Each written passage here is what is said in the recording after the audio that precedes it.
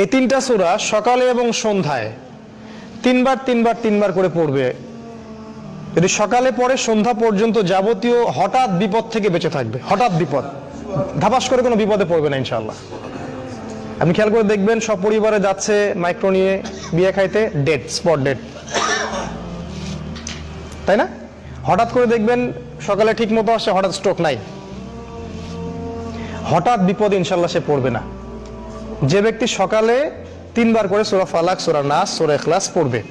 আর বিশ্বাস করেন এই কাজগুলো আমাদের চাচাদের বয়সী যারা আছেন ওনাদেরকে শিখাতে হয় না, আমাদেরকেই শিখাতে হয়, তাদেরকে শিখাতে হয় না, তারা এগুলো আগেই থেকে জানেন। আবার যে ব্যক্তি সন্ধ্যাবেলা সূরা ফালাক, সূরা নাস এবং ইখলাস 3বার করে পড়বে, সারা রাত যাবতীয় ক্ষতি থেকে সে বেঁচে থাকবে ইনশাআল্লাহ। এই হলো একটা বড় ফজিলত। তাহলে আমরা ইনশাআল্লাহ আজকে থেকে বরং এখন থেকেই